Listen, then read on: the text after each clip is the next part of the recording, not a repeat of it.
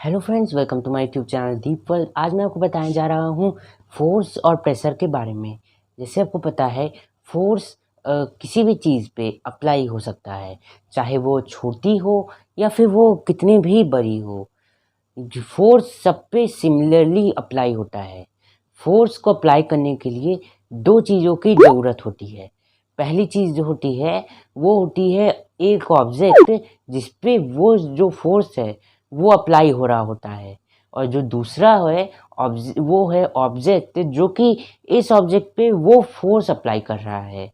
तो ये दोनों से फोर्स प्रोड्यूस होती है। अगर हम लोग सिंपल वर्ड्स में बोलें तो अगर हम लोग किसी भी चीज़ को हम लोग मूव कर सकते हैं, पुल कर सकते हैं, पुश कर सकते हैं, हिट कर सकते हैं, किक कर सकते हैं, कुछ भी करें, पर अगर वो चीज़ अपने जो अभी उसकी प्रेजेंट टाइम में पोजीशन है उससे वो उस पोजीशन से वो चेंज हो जाती है, दूसरी पोजीशन में हो जाती है, उस पोजीशन से मूव हो जाती है, उसको हम लोग फोर्स बोलते हैं। वो इस चीज़ को करने के लिए फोर्स की मदद लेती है, इसको फोर्स बोलते हैं। फोर्स और भी हम लोग बहुत चीज़ों से टेस्ट कर सकते हैं, जैसे कि आप समझिए एग्जांपल के तौर पे एक आदमी जो कि एक कार को पुश कर रहा है। वो आदमी एक कार को, वो एक सिंगल आदमी है, इसीलिए वो एक कार को पुश करेगा तो उसको बहुत मेहनत लगेगी और बहुत मुश्किल होगी। वहीं पे अगर वो आदमी, वही सिंगल आदमी एक बॉक्स को पुश करे तो उसको वो बहुत आसानी से पुश कर सकता है और उसको मेहनत भी नहीं लगेगी। ऐसा क्यों? क्योंकि जो बॉक्स है उसका जो वेट है वो उस कार से कम है, इसीलिए उसको ज़्यादा वो कार को ज़्यादा फोर्स लगाना पड़ेगा पुश करने के लिए। वहीं पे बॉक्स को ज़्यादा फोर्स नहीं लगाना होगा कार के मुकाबले। अगर हम लोग को कार को खींचना हो, अगर हम लोग एक से ज़्यादा लोग, 2, 3, 4 जितने भी एक से ज़्यादा लोग अगर लें तो वो कार आसानी से पुश हो जाएगी। क्यों? क्योंकि उस टाइम जो फोर्स है वो ज़्यादा क्वांटिटी में लग रही है। तो हम लोग इससे समझ सकते हैं कि किसी चीज़ में, किसी भी ऑब्जेक्ट में जितनी मात्रा में फोर्स लगानी होती है उस चीज़ को मूव करने में, उसको वो उस चीज़ के वेट पे डिपेंड करता है बहुत ही ज़्यादा। तो तो हम लोग बोल सकते हैं कि जो फोर्स है वो वेट पे भी डिपेंड करता है उस ऑब्जेक्ट की। अब और भी चीज़ों की बात करते हैं, जैसे कि जो आप देखे होंगे tug of war game. Tug of war game में क्या होता है, एक रोप होती है जिसको दो टीम खींच रही होती है, एक इधर लेफ्ट में होती है, एक राइट में होती है, पर उनमें से एक ही जीत पाती है जो कि उस रोप को, उस जो लाइन होती है उसके आगे खींच पाए। तो ऐसा क्यों? क्योंकि वो जो टीम, चाहे लेफ्ट वाली टीम या राइट वाली टीम, जो भी टीम ज़्यादा फोर्स लगाएगी दूसरी टीम के मुकाबले, वो टीम ही जीतेगी, क्योंकि वो जो टीम है वो ज़्यादा फोर्स लगा रही है इस टीम के मुकाबले, लेफ्ट वाली टीम के। तो वो जो राइट वाली टीम है वो ज़्यादा फोर्स लगा रही है, इसकी वजह से वही जीतेगी, क्योंकि वो फोर्स लगा रही है जिससे वो जो रोप है वो उसकी तरफ वो पुल हो जा रही है, बल्कि वो कम फोर्स लगा रहा है तो वो उस रोप को अपनी तरफ पुल नहीं कर पा रहा है। कुछ सिचुएशन में अलग होता है कि दोनों टीम एक ही फोर्स लगा रही होती हैं, जिससे इक्वल फोर्स जनरेट होता है और जिससे जो रोप है वो एक ही जगह पे रहती है, मतलब कि वो मूव नहीं कर पाती। इसी वजह से फोर्स अनइवन भी हो सकता है कई जगह पे। इसके और भी एग्जांपल है, जैसे कि आप समझिए दो आदमी हैं, वो एक बॉक्स को पुश कर रहे हैं।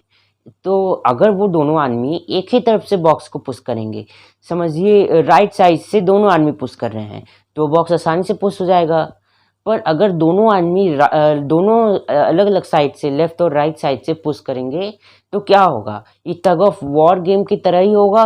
जो ज़्यादा फोर्स लगाएगा वो उसकी तरफ से ही वही मूव कर पाएगा बॉक्स, और जो कम फोर्स लगाएगा वो बॉक्स नहीं मूव कर पाएगा। तो ये भी है ये एग्जांपल कि फोर्स कितनी क्वांटिटी में लगाए वो भी बहुत डिपेंड करता है उस चीज़ को मूव करने के लिए। फोर्स अलग अलग टाइप के भी होते हैं, जैसे कि हम लोग मैं आपको बताता हूँ और भी चीज़ों के बारे में फोर्सेस के टाइप्स। पहले बात करते हैं हम लोग मस्कुलर फोर्स। मस्कुलर फोर्स क्या होता है, आप नाम से जान गए होंगे। ये मस्कुलर फोर्स एग्जांपल के तौर पे एक बुलक कार्ट, जिस बुलक कार्ट में एक बुल होती है, 2 बुल होती है, जितनी भी, तो वो एक कार्ट को जिसमें वेट रखा होता है, कोई सामान रखा रहता है, वो खींचती है उस कार्ट को। तो वो क्या फोर्स उस समय लग रही होती है, मस्कुलर फोर्स। मस्कुलर फोर्स क्यों लग रही होती है, क्योंकि वो बुल जो है वो अपनी मसल्स, वो अपने फोर्स को इसकी वजह से वो मूव कर पा रहा है उस कार्ट को। ये और भी चीज़ों पे अप्लाई होता है, जैसे कि इंसान, कोई भी एनिमल किसी चीज़ को पुश कर रहा है तो उसके मसल्स का उपयोग हो रहा है, यूज़ हो रहा है। जैसे कि अभी हम लोग ने जाना कि वो एक इंसान जब कार को पुश करता है तो बहुत मेहनत लगती है क्योंकि उसका वेट बहुत है। पर ये फोर्स क्या है, इस फोर्स का टाइप क्या है? इस फोर्स का टाइप है मस्कुलर फोर्स, क्योंकि उस आदमी की ताकत, उस आदमी की स्ट्रेंथ उस फोर्स को जनरेट करने में लग रही है। तो इसी को हम लोग मस्कुलर फोर्स बोलते हैं। इसमें मसल्स का उपयोग होता है, यूज़ होता है। अब और भी फोर्सेस के बारे में जानते हैं। ये जो फोर्स मैं आपको बताने जा रहा हूँ, ये बहुत ही कॉमन फोर्स है। ये फोर्स वो हर जगह रहती है। ये बहुत ही ज़्यादा कॉमन फोर्स है। इस फोर्स का नाम है फ्रिक्शन। फ्रिक्शन क्या होता है? फ्रिक्शन वो फोर्स होती है जो कि हम लोग को स्लिप होने से बचाती है, स्लिप होने से रोकती है। या फिर हम लोग सिंपल वर्ड्स में, ये फोर्स हम लोग को ज़मीन में, लैंड में ग्रिप मेंटेन करने में मदद करती है। ग्रिप क्या होती है? ग्रिप का मतलब होता है पकड़। एक लैंड में अगर हम लोग ग्रिप बनाए रखें तो हम लोग उस वहाँ पे स्लिप नहीं होंगे। समझिए, एक एग्जांपल के तौर पे आप एक ऐसा स्लीपर लें, उस स्लीपर में बिल्कुल भी, जो स्लीपर के नीचे वो डिज़ाइंस बने होते हैं वो डेकोरेशन के लिए नहीं होते हैं, वो ग्रिप मेंटेन करने के लिए होते हैं। तो आप एक स्लीपर लें जिसमें ये बिल्कुल है ही नहीं, और एक स्लीपर लें जिसमें ये है। तो आप क्या नोटिस करेंगे, अगर आप एक वेट प्लेस पे जाएंगे जहाँ वाटर गिरा हो, ऑयल या फिर कुछ भी गिरा हो, तो आप फिसल जाएंगे उस प्लेस पे। वहीं पे अगर आप दूसरी जगह जाएंगे जहाँ पे वेट प्लेस है तो आप वहाँ नहीं फिसलेंगे, क्योंकि वो जो स्लीपर है वो ग्रिप मेंटेन कर रहा है। पर जहाँ पे इस केस में ये जो स्लीपर है जिसमें ग्रिप नहीं मेंटेन हो रही है, जिसमें ये जो डिज़ाइंस हैं ये नहीं बने हुए हैं, ये ग्रिप मेंटेन नहीं कर पा रहा है, तो इसकी वजह से फ्रिक्शन जनरेट नहीं हो पा रहा है। इसकी वजह से ये स्लिप हो जाएंगे। इसी वजह से हम लोग को ये स्लीपर्स में डिज़ाइन देखने को मिलते हैं, ये डेकोरेशन के पर्पज़ के लिए नहीं होते हैं। और भी बहुत सारे एग्जांपल्स हैं, जैसे कि एक स्पाइक शूज़ और एक रोलर स्केट्स। एक स्पाइक शूज़ क्या होता है आपको पता होगा। एक स्पाइक शूज़ फुटबॉलर्स जो होते हैं, जो कि फुटबॉल खेलते हैं, वो मैच के दौरान जो फील्ड होती है उनकी, वहाँ पे ग्रिप मेंटेन करने के लिए पहनते हैं। उसमें स्पाइक्स लगे होते हैं जिससे फ्रिक्शन जनरेट होता है और वो ग्रिप मेंटेन कर पाते हैं उस लैंड में, उस फील्ड में। वहीं पे अगर आप एक रोलर स्केट्स लें, उनको अगर आप थोड़ा भी आप आगे पीछे होंगे या फिर आप थोड़ा भी उन पे दबाव डालेंगे तो वो फ्रिक्शन जनरेट नहीं करते हैं। वो, क्योंकि उनके में कुछ होता नहीं है जो कि उनको ग्रिप मेंटेन करने में मदद करे, तो वो स्लिप, जैसे कि अगर आप ये बिना, ये जो डिज़ाइंस होते हैं स्लीपर के नीचे वैसे पहनते हैं तो आप स्लिप हो जाते हैं, उनमें ग्रिप नहीं मेंटेन होती है। वो इसी तरह इसमें भी ग्रिप मेंटेन नहीं होती है और इससे आप वो रोलर स्केट से ट्रैवल कर पाते हैं, क्योंकि इनमें ग्रिप नहीं होती है, ये डिज़ाइंस नहीं बने होते हैं इसीलिए। तो फ्रिक्शन हम लोग के लिए रोज़ दिन की ज़रूरत के लिए बहुत ही ज़रूरी होता है। ऐसे ही स्केटबोर्ड्स और भी बहुत सारी चीज़ें हैं, जैसे कि वो स्कीइंग वाले शूज़, और भी जो स्केटबोर्ड्स होते हैं स्कीइंग के लिए जो यूज़ होते हैं, और भी बहुत सारी ऐसी चीज़ें हैं जिनमें फ्रिक्शन जनरेट होता है और नहीं जनरेट होता है। तो ये फ्रिक्शन के बारे में आपने जाना। अब और भी फोर्सेस हैं बहुत सारी। अब बात करते हैं मैग्नेटिक फोर्स की। मैग्नेटिक फोर्स से आपको नाम पता चल गया होगा, और जो मैग्नेट से कभी खेले होंगे, देखे होंगे, यूज़ करे होंगे। मैग्नेट जो होते हैं वो एक दूसरे मैग्नेट्स को चाहे वो अट्रैक्ट करते हैं चाहे वो रिपेल करते हैं। मैग्नेट्स की दो प्रॉपर्टी होती है, अट्रैक्शन और रिपेल करते हैं वो एक दूसरे को, रिपेल। तो ये क्यों होता है? एक तरफ से मैग्नेट कभी कभी पुश करते हैं तो एक तरफ पुल करते हैं, ऐसा क्यों एक दूसरे मैग्नेट्स को? क्योंकि अगर आप देखेंगे, आप दो मैग्नेट्स लीजिए, एक मैग्नेट में दो साइड्स होती हैं, एक साइड होती है नेगेटिव, एक साइड होती है पॉजिटिव। तो अगर आप एक पॉजिटिव साइड और एक पॉजिटिव साइड को, दो मैग्नेट्स हैं, दोनों की पॉजिटिव साइड को एक तरफ लेंगे या दोनों की नेगेटिव साइड्स को एक तरफ लेंगे और उनको पास लाएंगे, तो पास नहीं आएंगे, वो दूर जाएंगे एक दूसरे से। वो आप जितना भी कोशिश करें वो एक दूसरे से अट्रैक्ट नहीं होंगे, वो हमेशा रिपेल ही होंगे। क्यों? क्योंकि ये मैग्नेट्स की प्रॉपर्टी है। अगर आप दो अलग अलग टाइप के, डिफरेंट टाइप्स के मैग्नेट्स के पोल्स लेंगे, जैसे कि अगर आप एक प्लस वाला मैग्नेट लेंगे, प्लस वाली साइड मैग्नेट का, और एक माइनस वाली साइड, या माइनस लेंगे और प्लस लेंगे, तो आप देखेंगे कि दोनों एक दूसरे को अट्रैक्ट कर रहे हैं, चाहे आप उनको जितना भी पुश करने की कोशिश करें। ऐसा क्यों? क्योंकि ये भी मैग्नेट की प्रॉपर्टी। तो हम लोग बोल सकते हैं मैग्नेट की दो प्रॉपर्टी होती हैं, रिपेल और अट्रैक्शन। ऐसा क्योंकि मैग्नेट्स में मैग्नेटिक फोर्स जनरेट होता है जो कि इन दोनों प्रॉपर्टीज़ को जनरेट करने में हेल्प करता है। तो इसको हम लोग मैग्नेटिक फोर्स बोलते हैं। मैग्नेट सिर्फ मैग्नेट्स को वो अट्रैक्ट नहीं करते हैं, ये नॉन मेटेलिक चीज़ों को अट्रैक्ट नहीं करते हैं, ये बस मेटल्स और मैग्नेट्स को अट्रैक्ट करते हैं।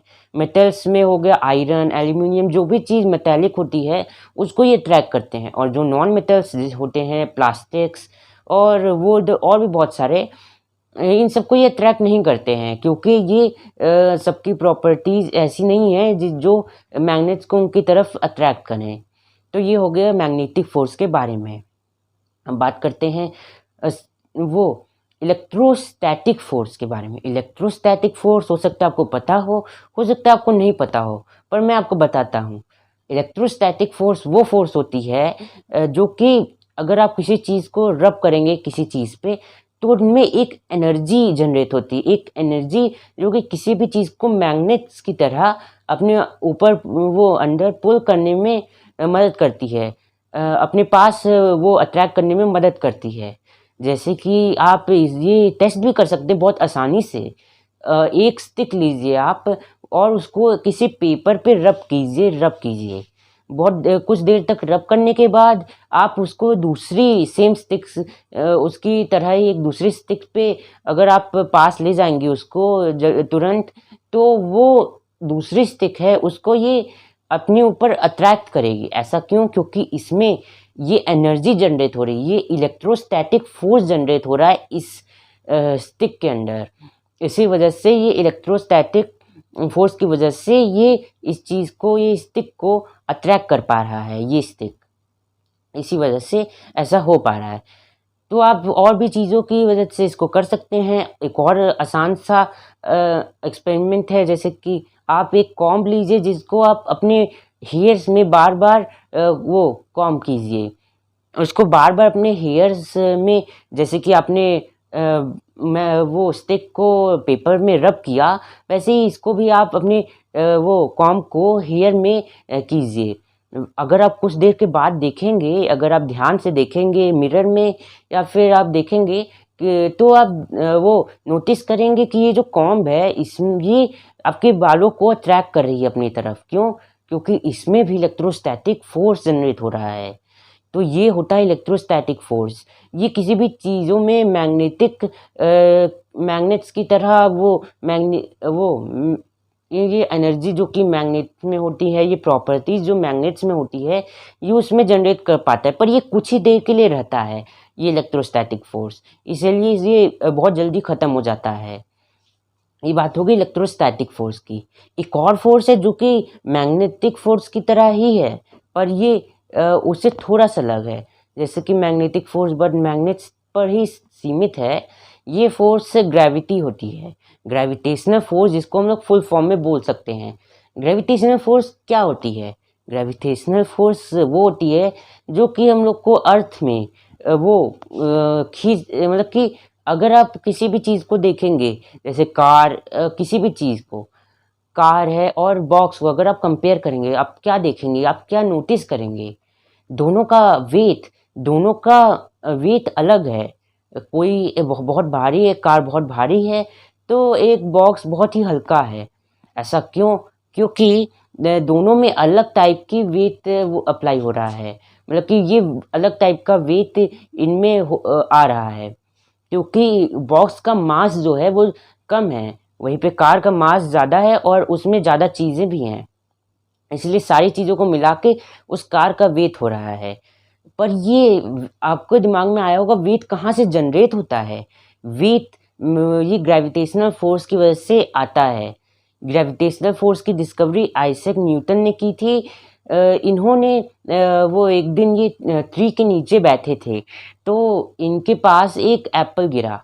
तो ये एप्पल गिरा तो इन्होंने सोचा ये एप्पल कैसे गिरा, ये फोर्स क्या थी जो कि इस एप्पल को नीचे गिरने पे मजबूर कर पाए। ये एप्पल नीचे गिरा तो गिरा कैसे?